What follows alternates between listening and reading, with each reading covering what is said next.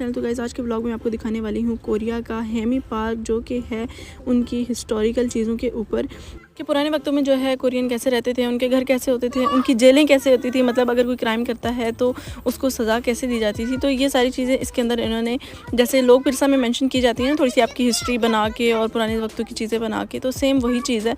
तो मैं खुद भी यहाँ पर फर्स्ट टाइम आई थी, तो दिखाती हूँ आपको भी कि यहाँ पर क्या क्या सिस्टम है। तो यहाँ पर जैसे ही हमारी एंट्री हुई है, एंट्री पर एक जो है चाइनीज़ अंकल थे, पता नहीं कोरियन थे, लेकिन वो कुछ ड्रामा कर रहे थे। मैं आपको दिखाती हूँ।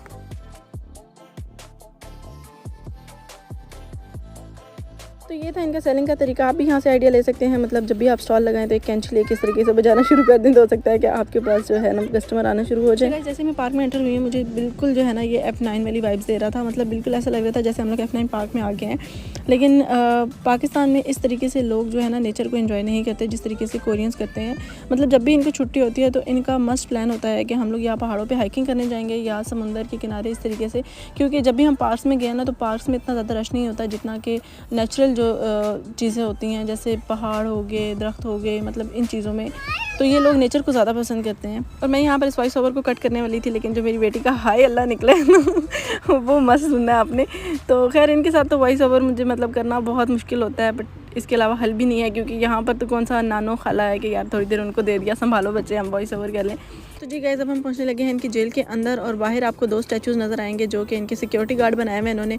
और उसके बाद जैसे ही अंदर एंटर होते हैं तो आपको एक बेंच नज़र आएगा जिसके ऊपर कैदी को बांध दिया जाता था, मतलब उसके हाथ और पाँव दोनों बांध दिए जाते थे। और फिर इस बैट के साथ जो है ना उनकी पिटाई की जाती थी, और पिटाई के बाद जो हालत होती है वो उन्होंने साथ बनाया हुआ स्टैचू, सेम यही कंडीशन जो है ना पिटाई के बाद होती है। और उसके बाद ये आती है इनकी जेल। तो गाइस इनकी जेल में भी मर्दों को अलग रखा जाता है और औरतों को अलग रखा जाता है। मैं आपको दिखाती हूँ पुराने ज़माने की मर्द और औरतें कैसी थी।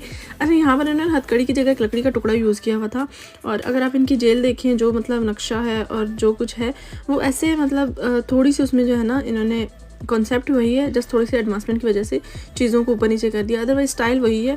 बस मुझे लगता है कि ये जो सज़ा है ना ये नहीं दी जाती, और पता नहीं इस बेचारे को ये क्यों किया हुआ था, बट मुझे तो ये लगता है कि ये सो ना सके इस वजह से इसको ऐसे किया हुआ है। तो खैर आगे मैं आपको दिखाती हूँ जो लड़की है वो, तो इससे आपको आइडिया हो जाएगा इनके स्टैचू देख के यार पुराने ज़माने के लोगों की शक्ल किस तरह से होती थी। और इनकी लड़कियाँ पुराने ज़माने में कुछ इस तरह मासूम सी सिंपल सी होती थी। और ये है इनका वॉशरूम। कैदियों को जो है ना इस तरह का वॉशरूम दिया जाता है, ये उनका वॉशरूम है। ये भी मैंने आपको दिखा दिया, अब देख लें कितनी अच्छी व्लॉगर हूँ मैं। गाइस ये बहुत बड़ा जोक था, इसको आपने इग्नोर करना है। और यहाँ पर बाहर जैसे हम निकले ना तो यहाँ पे काफ़ी रश था, और हमें लगा कि यार जैसे पाकिस्तान में होता है ना सिंगिंग हो रही होती है जगह जगह, या लड़ाई हो रही होती है, तो इस तरीके का रश होता है। तो हम लोग यहाँ पर आए, आगे से हो रही थी इनके चर्च की तबलीग हो रही थी, मतलब ये अपने तरीके से अपने जो है मज़हब को वो कर रहे थे। तो हम लोग वहाँ से फ़ौरन भागे हैं।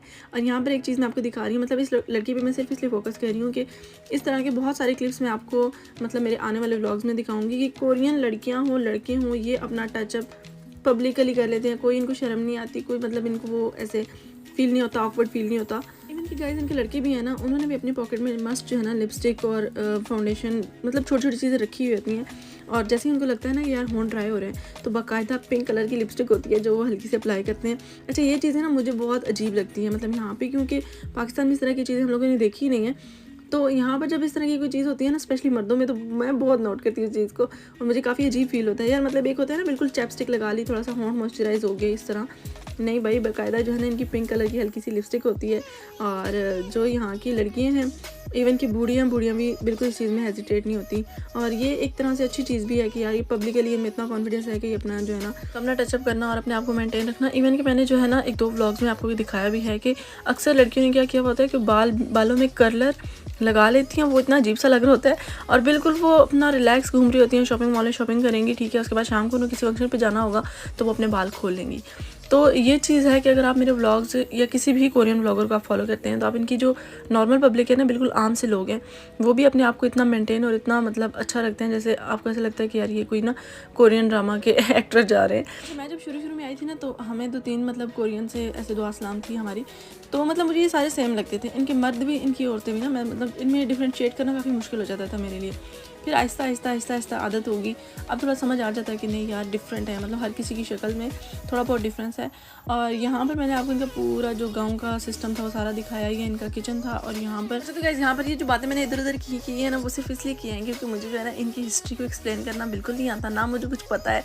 क्योंकि ये जो जितनी चीज़ें मैंने आपको पीछे बताई है ना कि इसको इसलिए ऐसे बांधा है कि ये सो ना सके, और ये सब मैं सिर्फ आपको अपने दिमाग के मुताबिक बता रही हूँ। इसमें कितनी हकीकत है कि मुझे खुद भी नहीं पता, मतलब मुझे खुद जो देख के फील हो रहा था मैंने वही आपको बताया है। तो इसलिए मैं कुछ फालतू नहीं बता रही, बस आप देखते जाएं और बस खुद से आइडिया लगाते जाएं, ये ऐसे रहते होंगे ऐसे रहते होंगे। तो ये आई थिंक इनका बादशाहों का घर होगा, क्योंकि ऐसी बात है ये थोड़ा कलरफुल है, और बाकी इनके गाँव के घर होंगे। तो अच्छा, इसलिए मैंने एक्सप्लेन करी क्योंकि लोग उस समय भी जब हम जाते थे तो हमें अम्मियाँ बता रही होती थी कि अच्छा इससे ये किया करते थे, इससे ये किया करते थे। जब अपनी चीज़ों का नहीं पता तो इनकी चीज़ों पे कैसे मैं जो है ना थोड़ी कमेंट्री करूँ। तो इसलिए मैंने कहा यार चुप रहना ज़्यादा बेहतर है। तो इधर उधर की बातें करके हमने वो टाइम टपका लिया, और अब हम यहाँ आ गए हैं ऊपर। और यहाँ ऊपर इतना अच्छा मौसम था, और हम लोग लेके आए थे घर से लूडो, और खेलने हम स्पेशली लूडो ही आए थे। तो गाइस जैसे हम पार्क में एंटर हुए थे ना, तो यहाँ पर पूरा पतंगबाजी वाला माहौल था, मतलब इतनी ज़्यादा पतंग उड़ा रहे थे लोग। और उम्मी फातिमा ने तो वहीं से शोर डालना शुरू कर दिया था कि मुझे पतंग चाहिए पतंग चाहिए। तो हमें मतलब पता ही नहीं था कि ये कहाँ से मिलती है, मतलब इस किले के अंदर से मिलेगी या बाहर से मिलेगी। तो ये भी एक नुकसान होता है दूसरी कंट्री में रहने का कि आपको कुछ चीज़ ना, मतलब छोटी छोटी चीज़ें इतनी वो मुश्किल में पड़ जाते हैं। पाकिस्तान में यही चीज़ होती है जैसे 5 मिनट में ले आनी थी, लेकिन हम लोग काफ़ी देर, क्योंकि ये आपको पता है बच्चे जिस चीज़ का नाम ले लेना फिर वो उनको भूलती नहीं है, चाहे आप उनको 10 चीज़ें और दें। तो खैर ये जब तक हमें मिली नहीं है तब तक इन्होंने चुप नहीं किया, और फिर जब मिल गया तो इनके मामू और इनके पापा खुद उड़ाना शुरू हो गए। बेचारी देख रही थी कि यार हमारी कब बारी आएगी, क्योंकि इनके पापा को भी काफ़ी टाइम हो गया ना मतलब पतंग उड़ाए हुए, तो वो उनका अपना शौक ही नहीं ख़त्म हो रहा था। और यहाँ पर आप देखेंगे कि मतलब ये अमल जो है ना, इसका कोई इंटरेस्ट नहीं होता किसी चीज़ में। बच्चों का ज़िद करना, रोना, ये बस खेलती रहेगी, भागती रहेगी। और अगर हम किसी जगह पे गए हैं ना तो फातिमा बिल्कुल हमारे साथ साथ रहती है, और अमल का हमें पता ही नहीं होता। इसको कोई भी हेलो हाय करता है कोरियन की, उसके साथ चल पड़ती है। या मतलब मैं कहती हूँ शुक्र है कि पाकिस्तान में नहीं है, क्योंकि पाकिस्तान में ये ऐसी बच्ची है ना, इसको कोई भी मतलब थोड़ा सा लाड वाड करेगी उसके साथ चली जाए कहीं भी। और यहाँ पे कई कोरियन इसको बोलेंगे ना कि आओ हमारे साथ चलो ना, हम तुम्हें चॉकलेट लेके देते हैं। मतलब इसको लैंग्वेज तो नहीं समझ आती, लेकिन वो बस इशारे समझ आते हैं कि यार कहीं ले जाने की बात कर रहे हैं, तो ये फ़ौरन के साथ सेट हो जाती है। अच्छा, यहाँ पर जब हम लोग नीचे पहुँचे हैं ना, तो यहाँ पर थे रेड अमलोग, उनका दरख्त था। तो ये सारे उस तरफ भागे, तो मैंने कहा यार मुझे वो जो दरख्त था वो थोड़ा ज़्यादा अट्रैक्ट कर रहा है, देखते हैं वहाँ पर क्या है। तो मैं यहाँ पर सिर्फ शूट करने के लिए आई थी, वो लोग अलग चले गए। अच्छा, ये मुझे थोड़ा सा भी दूर होते हैं ना तो मुझे इतना डर लगता है, मैं कहती हूँ कि शायद मैं घूम ना जाऊँगी। तो जैसे हम लोग करीब आए तो हम लोगों ने देखा कि यार ये है तांगा, तांगा बोलते हैं, पता नहीं टांगा बोलते हैं, टांगा बोलते हैं पंजाबी में। तो ये वो उस तरह की इनकी पुरानी सवारी थी। अच्छा, जितने भी मैं कहती हूँ यार उस टाइम पे कोई कम्युनिकेशन नहीं था, कुछ भी नहीं था, दूर दूर मुल्कों में चीज़ें थी, लेकिन बहुत सारी चीज़ें सेम थी। मतलब जैसे पाकिस्तान में भी पुराने ज़माने में रहते थे और अभी भी सेम है। और यहाँ पर ये रेड हम लोग हैं, पता नहीं अब इंग्लिश में इनको क्या बोलते हैं, बट मैंने इंग्लिश का लफ्ज़ रेड इस्तेमाल कर लिया ना आगे हम लोग की, ठीक है। तो यहाँ पर ये उसको तोड़ रहे थे। अच्छा, तोड़ने के लिए इन्होंने क्या किया, क्योंकि ऊपर तो चढ़ नहीं सकते थे, तो इन्होंने बॉटल के साथ ना, पानी की बॉटल थी तो वो उसके साथ गिराया था। तो खैर ये मतलब सिर्फ शुगर ही था, क्योंकि ये खाने वाले नहीं थे। तो उसके बाद हम लोग आ गए वापस, और यहाँ पर जो है ना वापसी पे इन्होंने थोड़ी लाइटिंग करके तो अपना घोड़े और इस तरह की पुरानी चीज़ें बनाई हुई थी। तो खैर ये था मेरा आज का व्लॉग, और यहाँ से अब हम जा रहे हैं वापस।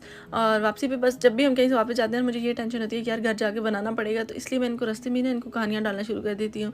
क्योंकि कहीं से भी जाओ फिर खाना बनाना, फिर सबसे पहला काम मेरा होता है कि बच्चों को सेट करना होता है, इनको रिलैक्स करना होता है, फिर उसके बाद खाना बनाना, फिर खाना देना, और फिर उसके बाद बर्तन, तो बहुत सारी चीज़ें होती हैं। तो इसलिए मुझे पहले ही वो टेंशन शुरू हो जाती है। इसलिए जब हमने कहीं पूरा मतलब दिन स्पेंड करना होता है तो मैं घर से बना के ले जाती हूँ, लेकिन सिर्फ जब रात को बहुत लेट हम लोग वापस जाते हैं तो फिर बनाने की टेंशन ज़्यादा होती है। तो इसलिए हम बाहर से ही खाना शाना खा लेते हैं। और यहाँ पर हम लोगों ने मंगवाया था पिज़्ज़ा, जो कि सिर्फ सिंपल चीज़ पिज़्ज़ा था। गाइस पहले हमारा इरादा था इंडियन फूड खाने का, लेकिन हम लोग काफ़ी लेट हो चुके थे तो सारे रेस्टोरेंट हो चुके थे बंद, तो सिर्फ ये खुला था, तो हम लोगों ने यहाँ से खाया पिज़्ज़ा। तो ये था मेरा छोटा सा व्लॉग, आई होप कि आप लोगों को पसंद आया होगा। नेक्स्ट व्लॉग में अपना बहुत सारा ख्याल रखिएगा। अल्लाह हाफिज़।